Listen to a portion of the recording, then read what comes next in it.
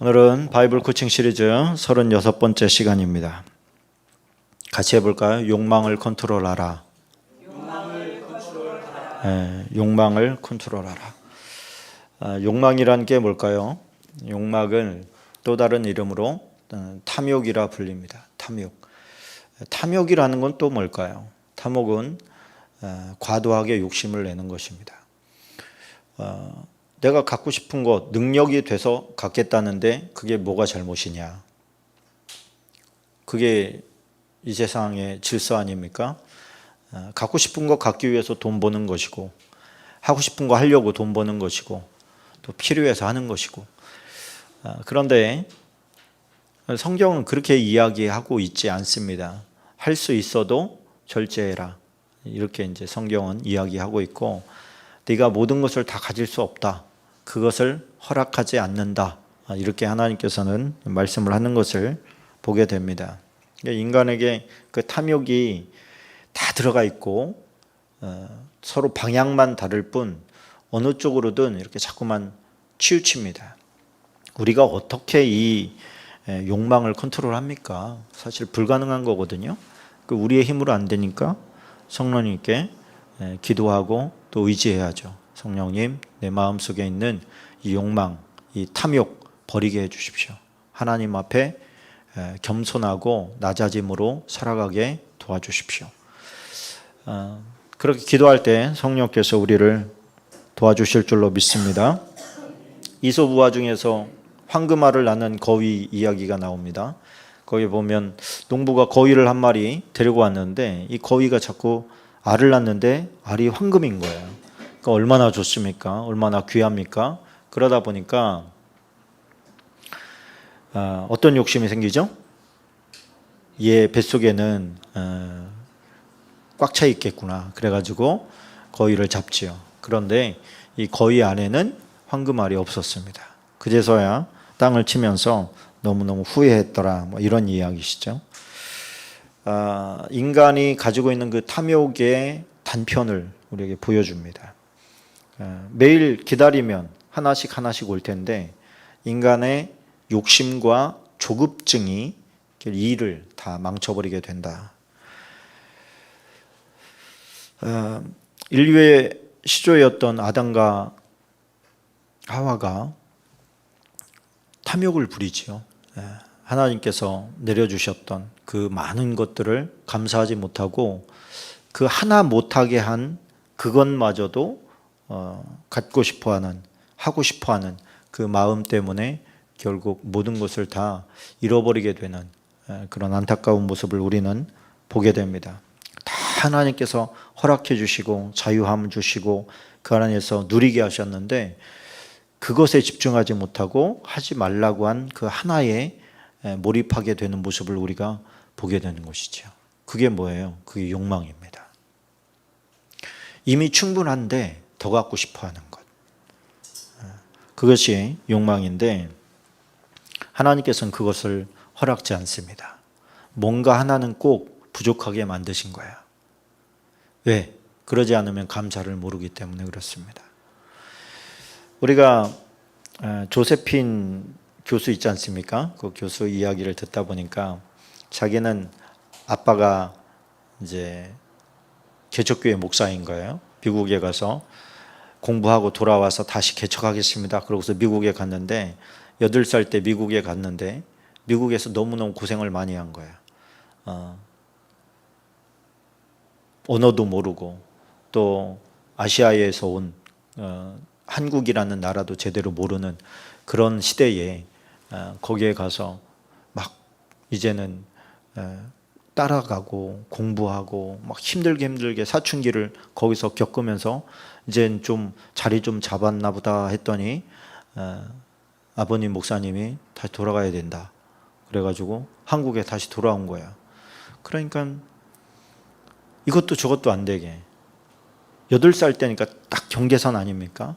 그러니까 그쪽에서는 다 말을 또 영어로 바꿨는데 한국에 오니까 또 한국말로 해야 되고 그러니까 이 정치성의 혼란이 너무너무 온 거죠. 거기는 미국은 좀 교육이 루즈한데 여기는 얼마나 빡셉니까? 중학교 때부터. 그러니까 공부 따라가기도 힘들고 국제학교에 가려니까 비용이 너무 많이 들고 일반 학교에서는 적응을 못 하겠고, 그래서 그 자기가 하는 그 영어 공부를 이제 과외하면서 거기서 번 걸로 자기가 국제학교에 다녀야 되겠다 이렇게 마음을 먹고 아버님한테 아버님 국제학교 보내주세요 그랬더니 네 아버지한테 구해라 그래가지고 하나님 앞에 기도했더니 하나님께서 지혜를 주셔가지고 과외를 한 거야. 5팀을 하는데 정신이 없더래요. 다 과외를 끝나고 집에 와서 자기 숙제를 하게 되면 많이 잡아야 3시간 정도 잤다 그래요. 아침에 일어나서 문을 꽝 닫고 가는 거죠. 하나님, 우리 부모님은 하나님 앞에 전 인생을 바쳤는데 우리는 왜 이렇게 가난해야 됩니까? 그게 그냥 그 안에 꽉 차가지고 불만이 늘 그 불만이었다는 거예요. 이 사람이 이제 공부를 다 마치고 이제 교수가 되지 않습니까? 교수가 되고 제가 알고 있기로 하버드 교수이면서 상담하고 있는데 자기가 그때 하나님 앞에 질문했을 때 엄마가 우리는 지금은 모른다. 그러나 하나님은 선하시고 시간이 지나면 우리가 왜 이 과정을 겪어야 됐는지 하나님은 아신다. 그러니까 우리는 뭐 해야 된다? 기다려야 된다. 근데 자기는 너무너무 억울하고 손해본 것 같고 소명은 엄마 아빠가 받았는데 왜 고생은 우리가 해야 되나 막 그러면서 그 원망과 불평이 잔뜩 있었는데 자기가 이제 그 상담을 처음 하게 된 케이스, 미국에서 하게 된 케이스가 흑인과 백인의 혼혈 아이가 있는데 이 혼혈 아이가 상담을 하러 가면 안 만나주는 거야. 막 집어 던져가지고 막 여기가 시퍼렇게 멍이 들고 다음 날 또 가면은 막 연필을 집어 던져가지고 막 이렇게 꽂히게 만들고 그렇게 박해를 받는데 거기서 네 마음이 열리면 나한테 와서 얘기를 해라. 난 그냥 여기 있을게. 그리고 사실 그 집에 매일 찾아가는 게 공포였다는 거죠. 근데 그걸 2개월 동안 했대요. 2개월 동안. 2달을 가서 얘기를 하는데 2달째 자기 앞에 딱 앉더니만 그 여자아이가 자기의 이제 몇 살, 자기 13살인가 15살인가 그런데 이 아이가 자기 인생 얘기를 하더라는 거예요. 쫙 얘기를 하는데 엄마 아빠가 헤어졌는데 엄마랑 같이 있는데 엄마가 일하기가 싫은 거예요. 그러니까 이 아이를 이 남자 저 남자한테 이제 몸을 팔게 한 거예요. 그래서 그것도 한 번, 2번이 아니라 이렇게 당분간 너 그 집에서 그 이제 한마디로 그런 관계를 하면서 거기서 밥도 얻어먹고 생활도 해라. 그러면서 7명의 남자한테 계속 돌린 거예요. 그 얘기를 이제 듣고 그런데 그거는 한 단편이었다는 거죠. 그러나 자기는 자기 인생에 대해서 너무 불쌍했는데 이 아이들을 만나면서 자기가 얼마나 철이 없었는지 그리고 어떤 세상에서 지금 살아가고 있는지를 그제서야 눈이 뜨게 된 거죠. 그러니까 우리는 우리 안에 함몰이 되어지면 밖에서 일어나는 타인의 아픔과 고통들이 잘 안 보이는 거예요. 그렇게 얘기했을 때 엄마의 눈에는 늘 눈물이 맺혀 있었는데 그게 뭔지 몰랐다는 거죠. 자기 문제에 늘 갇혀 있어가지고 하나님께서는 그러니까 다 누리고 다 갖게 안 하신 거예요. 우리가 누군가가 그렇게 보여도 저 집은 모든 것이 다 있는 것 같이 느껴져도 그 안으로 들어가 보면 어느 한 구석이 비어 있는 거예요. 참 그거 다 줘도 저거 메우기 힘들겠다 싶은 것들이 다 한 가지씩은 그 안에 품고 살아가고 있는 것이죠. 그 안에 하나님께서는 하나님으로 채우기를 원하시는 것 같습니다. 그 공간, 아무것도 채워줄 수 없는 그 공간에 하나님이 채워주시면, 하나님이 들어오시면 그 공간이 꽉 차버리는 것이죠. 근데 우리는 그것을, 그 하나 남은 것을 그 해결하려고, 다른 데서 해결하려고 그걸 막 몰입하는 모습들을 우리가 이제 보게 됩니다. 하나님께서는 다 갖게 안 하셨어요. 하나님께서 제사장권과 대제사장과 왕권을 분립시키지 않습니까? 누구도 모든 권력을 다 가질 수 없다. 이게 종교의 권력이 엄청난 거거든요. 교황, 이 권력이 일개 나라의 대통령이 감히 어떻게 할 수 없는 엄청난 권세 아닙니까? 근데 왕은 대제사장을 할 수 없고 대제사장은 왕을 할 수가 없는 거예요. 뭐예요? 다 가질 수 없다. 어느 한 가지는 내려놔야 된다. 이거 다 가지려고 했던 왕이 우시야 왕이 한 명 있는데 이 왕이 어떻게 됩니까? 문둥병이 발해가지고 하나님의 그 심판 가운데서 죽어나가지 않습니까? 오늘 이 아합 왕을 보면 욕망에 사로잡힌 자 그런 생각이 듭니다. 이 아합 왕은 역대 북이스라엘의 왕 중에서 두 번째로 잘 살았어요. 북이스라엘의 시돈의 엣바알의 딸 이세벨과 결혼을 해가지고 돈 버는 법을 알았어요. 전쟁에서도 돈을 벌고 또 무역을 해서도 돈을 벌고 그래서 잘 살게 됐단 말입니다. 그런데 왕이에요. 그럼 뭐가 부족하겠어요? 나라는 부강하고 자기는 재산이 많고 별 문제도 없어요. 나라에. 그럼 어떻게 보면은 참 행복하고 잘 살 것 같은데 욕망의 포로가 돼서 작은 거라도 자기가 갖고 싶은데 못 가지면 어린아이처럼 막 땡깡이 나는 거예요. 견딜 수 없어 하는 거예요. 왜 그렇죠? 욕망에 사로잡혀서 그래요. 그러니까 이 욕망이라는 것은 단순히 갖고 싶다라고 하는 내 마음의 소원이 아니고 사로잡히는 거예요. 내 생각이 사로잡히는 거예요. 사단에게 사로잡히는 거예요. 선악과가 그냥 먹고 싶다였겠습니까? 사로잡힌 거예요. 사단은 우리의 생각을 조정합니다. 머릿속으로 들어오는 거예요.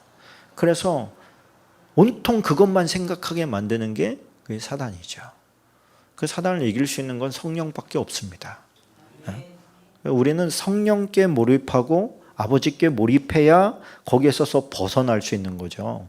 내가 생각을 안 하고 싶다고 해서 안 할 수 있는 게 아니지 않습니까? 그래서 아합이 사로잡혔어요. 뭐에 사로잡혔어요? 나봇의 포도밭에 꽂혔어요. 근데 이 나봇의 포도밭은 사마리아 그 수도에 있던 게 아니에요. 이스라엘에 있던 자기의 별장, 별궁에 별궁 옆에 있던 밭인 거예요. 근데 거기에 밭 옆에 보니까 좋은 밭이 있는데 포도를 심었어.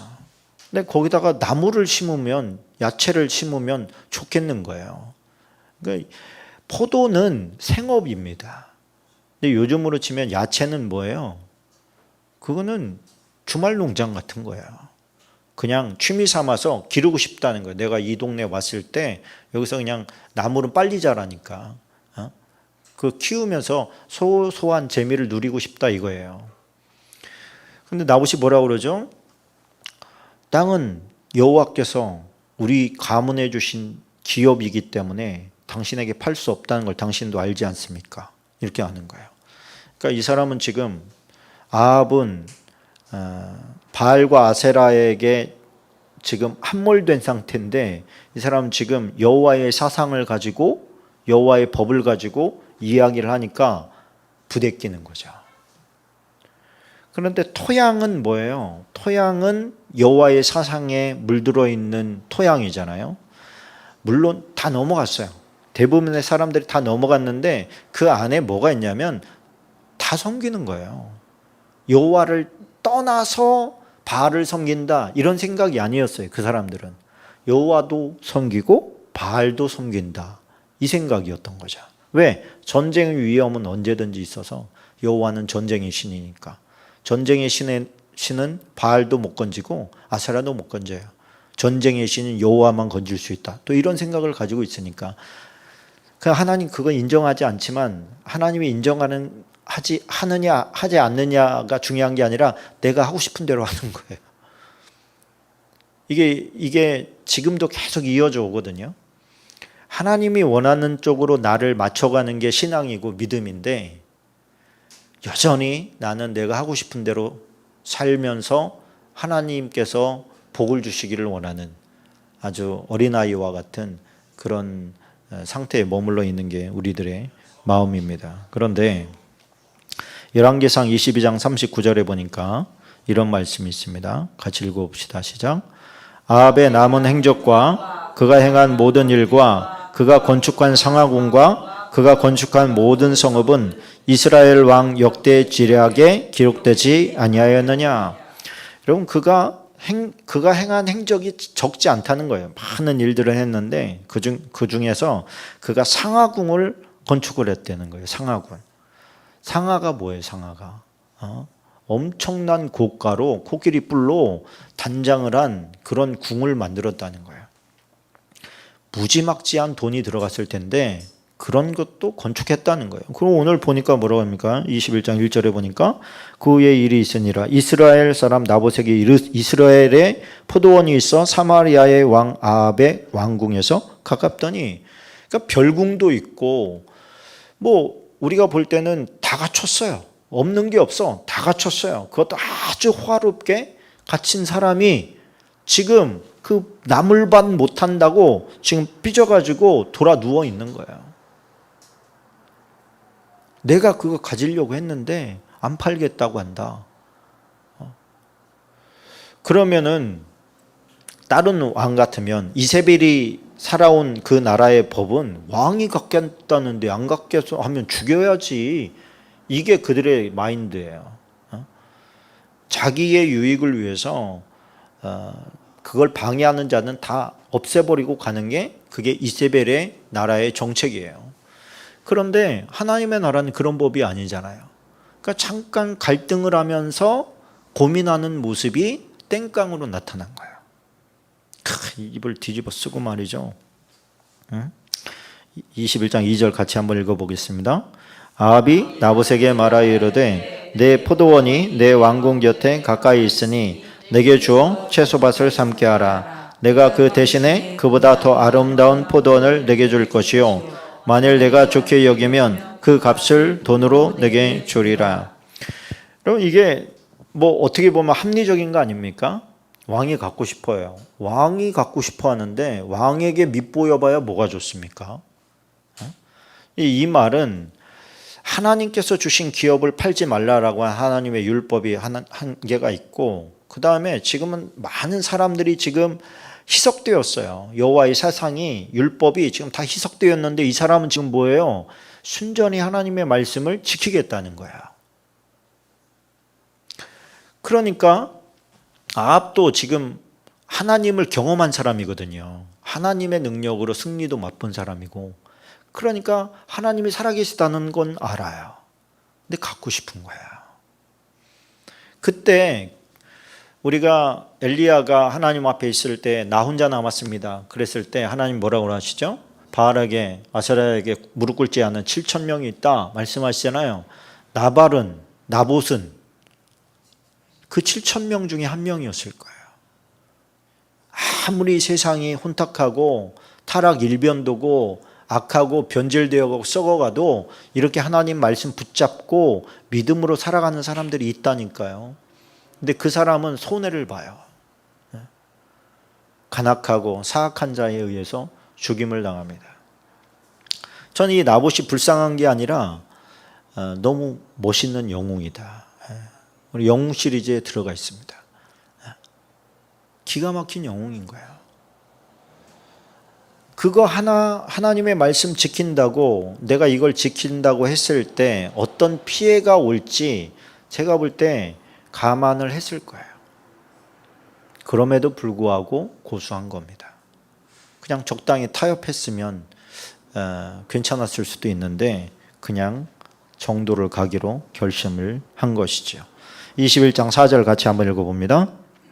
이스라엘 사람 나봇이 아합에게 대답하여 이르되 내 조상의 유산을 왕께 줄 수 없다 하므로 아합이 근심하고 답답하여 왕궁으로 돌아와 침상에 누워 얼굴을 돌리고 식사를 아니하니.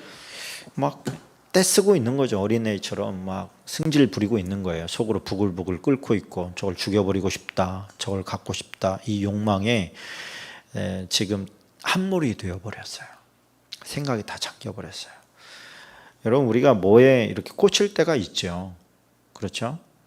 꽂힐 때가 있어요. 사람이니까 그럴 수 있잖아요. 그런데 그것이 바른 길이 아니라고 할 때는 어떻게 해야 됩니까? 마음을 돌리게 해달라고 기도해야죠. 하나님 도와주십시오. 물론 아합은 그렇게 신앙이 좋았던 사람이 아니기 때문에 그걸 기대하는 건 아니지만 우리가 배워야 될 거 아닙니까? 이 모습으로 갈 수는 없는 것이고 우리도 그런 모습은 있으니 이런 경우에 그럼 어떻게 해야 되냐? 기도해야 된다는 거예요. 그 마음을 돌려달라고 기도해야 됩니다. 가지 말아야 될 길을 갈 때는 내가 왜 이러지가 아니라 가지 않게 해달라고 기도해야 돼요. 하나님이 허락하지 않은 것은 하지 않게 해달라고 기도해야 돼요. 기도해도 쉬운 싸움이 아니에요. 하나님 앞에 사로잡히면 쉬운 길이겠지요. 담대히 갈 수 있는 길이지요. 그런데 사로잡히기가 쉽지가 않아요. 사단이 사로잡히는 건 너무 쉬운데 하나님께 사로잡히는 게 이게 쉽지가 않아요. 이세벨이 책망합니다. 그러면서 이세벨이 뭐라고 합니까? 내가 줄게 그럽니다. 내가 줄 테니까 그렇게 철없이 그러고 있지 말고 당신이 무슨 왕이냐? 그런 정신으로 무슨 왕을 해? 뭐 문화적인 지금 괴리감이 상당히 느껴지는 것이죠. 그러면서 나봇의 동네에 있는 그 유지들에게 편지를 씁니다. 나봇을 높은 자리에 앉히고 붕 띄워줬다가 나봇이 하나님을 욕했다라고 2명의 증인을 세워서 그를 돌로 쳐 죽여라. 여러분 거기에서 순종하잖아요. 장로들이 잘못된 거 알고 있는데 그 좁은 동네에서 왕에게 그 정도 단호하게 얘기할 때쯤 되면 나봇이 하나님을 욕할 사람이겠어요? 장로들도 알아요. 근데 뭐에 지금 고개를 숙이는 거죠? 권력 앞에 고개를 숙이는 거예요. 왜? 자기들에게 피해가 올까 봐. 정의롭고 의로운 하나님의 사람을 돌에 맞아 죽게 만듭니다. 이세벨의 죄가 더 클까? 이 장로들의 죄가 더 클까? 그 경중이 비슷할 거라고 봅니다. 여기에서는 의인은 한 명밖에 없는 거예요. 그리고 의인이 거룩한 죽음을 맞이하게 됩니다. 그 죽었다는 얘기를 듣고 아합이 어떻게 합니까? 21장 16절을 같이 한번 보겠습니다. 아합은 나봇이 죽었다함을 듣고 곧 일어나 이스라엘 사람 나봇의 포도원을 차지하러 그리로 내려갔더라. 그래서 참 기가 막힌 말이 나와요. 곧 이게 뭐예요? 기다렸다는 듯이. 그러니까 이세벨이 내가 죽게 이라고 얘기했을 때 그게 무슨 의미인지 알았어요? 몰랐어요? 알았다는 거예요. 그런데 지금 아합에게는 뭐예요? 지금 나봇의 죽음보다 나물밭이 더 갖고 싶은 거예요. 죽었다는 얘기가 들리자마자 그냥 튀어나간 거야. 그래서 얼른 취한 거죠. 그런데 엘리야가 그 모든 과정을 하나님으로부터 다 듣습니다. 그리고 너 가서 내가 시키는 대로 예언해. 그래가지고 그들이 듣게 예언을 합니다. 그게 21장 17절로 24절까지인데 같이 한번 읽어보겠습니다. 여호와의 말씀이 디셉 사람 엘리야에게 임하여 이르시되 너는 일어나 내려가서 사마리아에 있는 이스라엘의 아합 왕을 만나라. 그가 나봇의 포도원을 차지하러 그리로 내려갔나니 너는 그에게 말하여 이르기를 여호와의 말씀이 내가 죽이고 또 빼앗았느냐 하셨다 하고 또 그에게 이르기를 여호와의 말씀이 개들이 나봇의 피를 핥는 곳에서 개들이 내 피 곧 내 몸의 피도 핥으리라 하였다 하라. 아합이 엘리야에게 이르되 내 대적자여 내가 나를 찾았느냐 대답하되 내가 찾았노라. 내가 내 자신을 팔아 여호와 보시기에 악을 행하였으므로 여호와의 말씀이 내가 재앙을 내게 내려 너를 쓸어버리되 내게 속한 남자는 이스라엘 가운데 매인자나 노인자를 다 멸할 것이요 또 내 집이 느밧의 아들 여로보암의 집처럼 되게 하고 아히야의 아들 바하사의 집처럼 되게 하리니 이는 내가 나를 노하게 하고 이스라엘 사람이 범죄하게 한 까닭이니라 하셨고 이세벨에게 대하여도 여호와께서 말씀하여 이르시되 개들이 이스라엘 성읍 곁에서 이세벨을 먹을지라. 아합에게 속한 자로서 성읍에서 죽은 자는 개들이 먹고 들에서 죽은 자는 공중의 새가 먹으리라고 하셨느니라 하니. 하나님께서는 인간이 망하는 이유가 끝없는 욕망 때문이라고 지금 얘기를 해주고 있는 겁니다. 우리가 이 욕망에는 끝이 없잖아요, 그죠? 예를 들어서 제가 먹고 살만 하게 되면 교회 나갈게요. 자, 이렇게 얘기한다고 합시다. 주일을 빼먹고 돈 버는 사람이. 그 먹고 살만 할 때라는 정의가 뭘까요? 정말 먹는 게 없어서 일하고 있는 걸까요? 살 집이 없어서 지금 그러는 걸까요? 거기에는 뭐가 들어있는 거예요? 욕망이 들어있는 거예요. 내가 원하는 만큼 안 됐다 이거예요, 지금. 내가 원하는 것은 그럼 고정되어 있을까요? 변할까요? 변하는 거예요. 끝이 없는 거예요. 그러니까 그 얘기는 곧 뭐예요? 나는 그냥 이대로 살다가 죽겠다는 거예요. 멸망당하겠다는 거예요. 다윗이 여자 밧세바를 취한 것은 여자가 없어서입니까? 그거 아니죠. 그냥 그때 즉흥적으로 저 여인을 보고 눈이 확 뒤집혔는데 그 여인이 누군지도 알고 어떤 여자인지도 다 알고 자기가 지금 뭐 하는지도 알아요. 그런데도 취합니다. 이게 인간의 욕망이거든요. 이 욕망이라는 게 없으면 없는 대로 자족할 줄 알면, 바울처럼 자족할 줄 알면 제어가 가능해요. 제어가. 그런데 욕심을 내기 시작하면 끝이 없습니다. 어디까지 가져야 되는데, 얼마큼 가져야 되는데. 솔로몬은 아내와 후궁들 1000명인데 만족했을까요? 1000명이니까 만족한다. 그런 게 없어요. 왜 1000명이 됐겠습니까? 보이는 대로 가졌기 때문에 그래요. 보이는 대로. 그러니까 그의 어머니 밧세바가 책망하지 않습니까? 속이 터져서, 잠언 31장이 속이 터져가지고 루무엘이 뭐예요? 하나님의 아들 아닙니까? 하나님의 아들. 하나님의 아들이라는 놈이 온 정력을 여자들한테 다 쓰고, 그게 뭐냐? 그 뒤에 보면 지혜로운 여인 나오는데 네가 취한 여인 중에서 지혜로운 여자가 한 명이라도 있냐?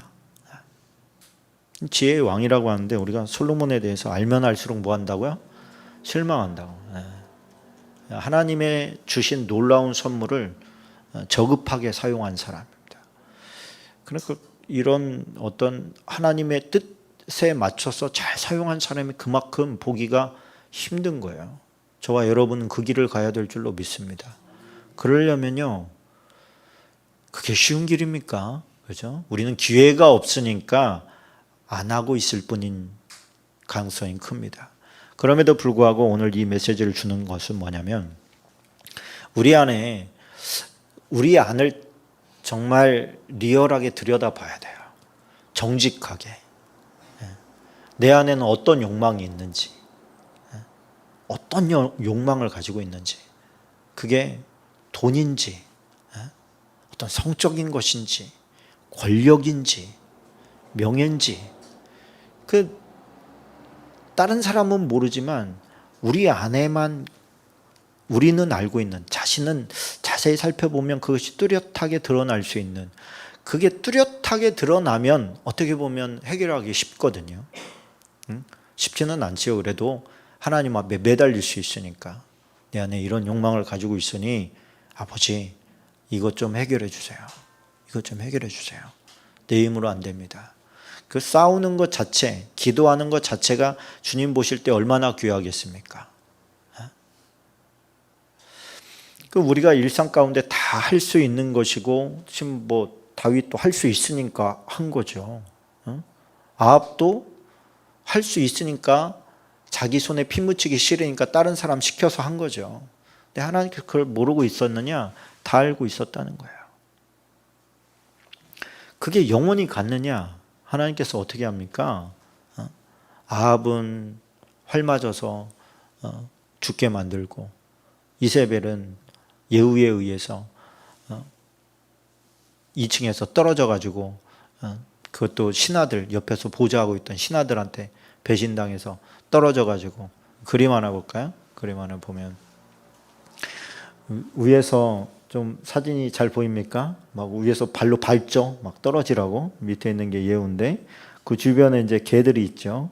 그림 참 잘 그린 것 같아요. 저렇게 떨어져 가지고 나중에 왕의 딸이니까 장사 좀 지내줘라. 그러고 보니까 뼈다귀만 남았어요. 개들이 다 뜯어먹어가지고.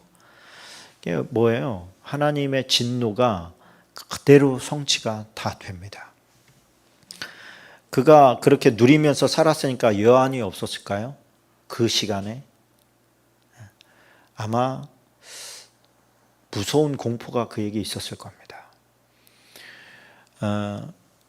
그래서 그런 사랑 러브 스토리가 생각나더라고요. 러브 스토리에 그 아빠가 있지 않습니까?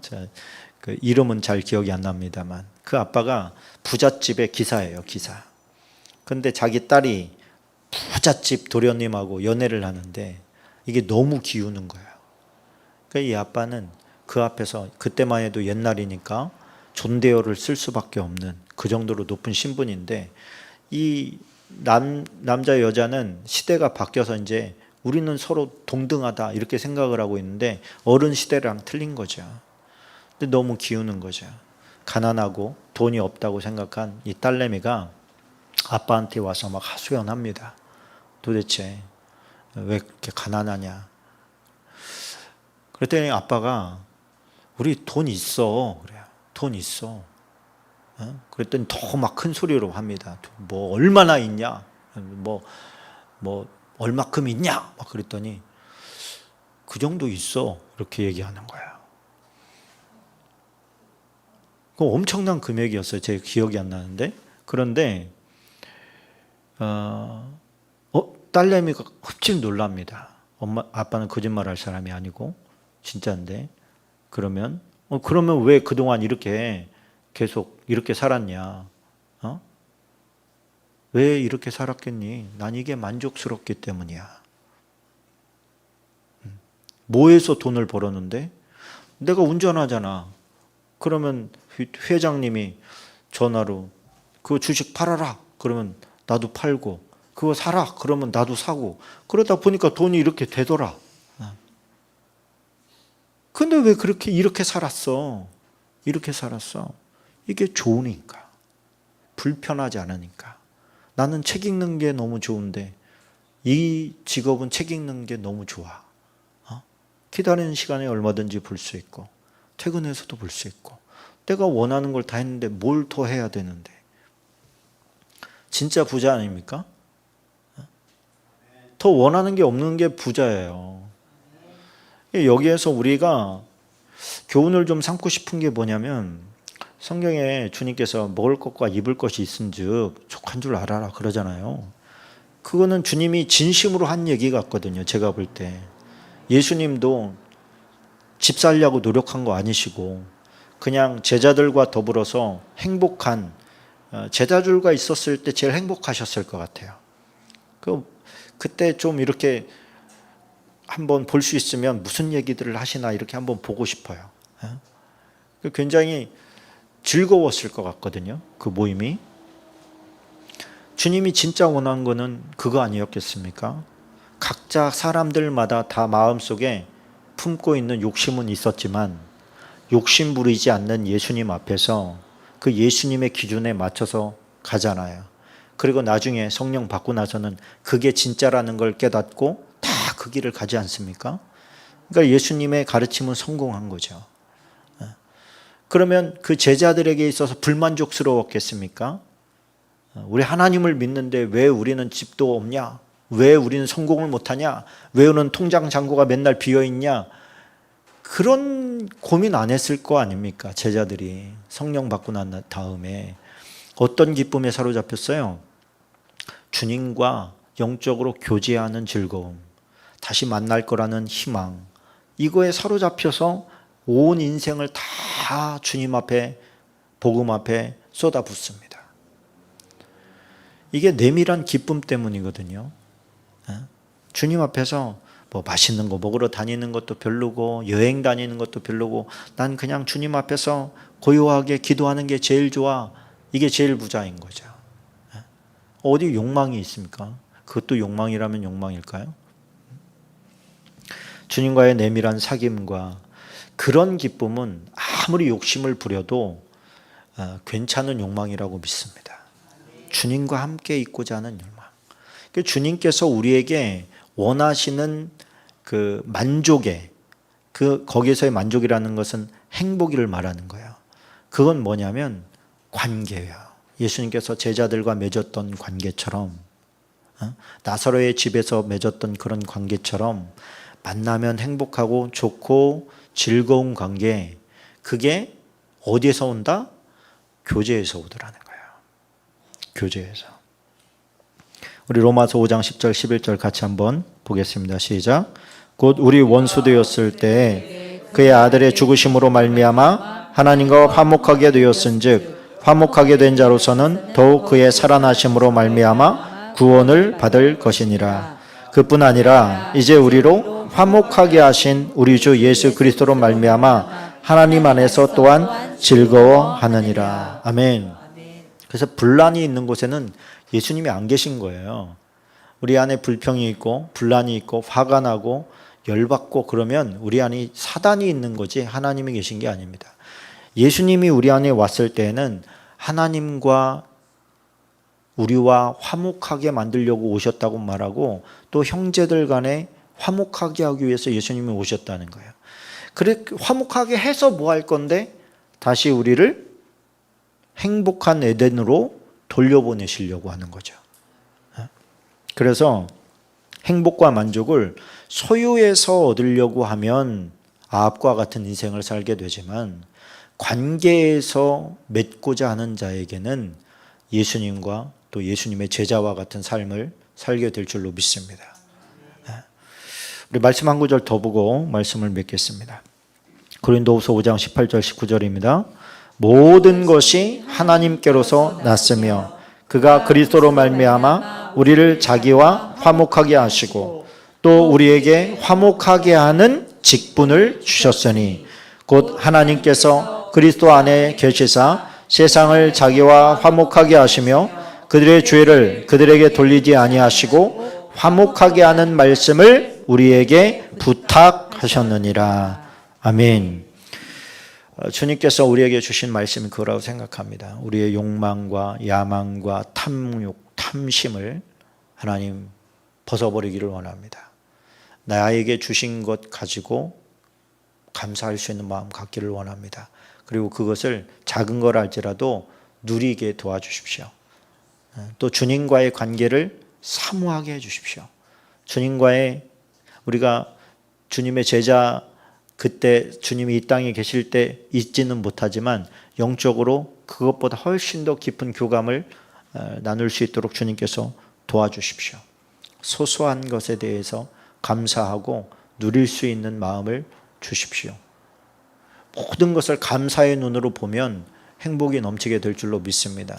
그래서 우리의 소유에 대한 욕망의 노예가 아니라 작은 것을 가지고도 감사할 수 있는 범사에 감사의 마음, 또 화목하게 하는 직분을 잘 감당하는 마음 달라고 우리 이 시간에 함께 잠시 기도하겠습니다. 사랑해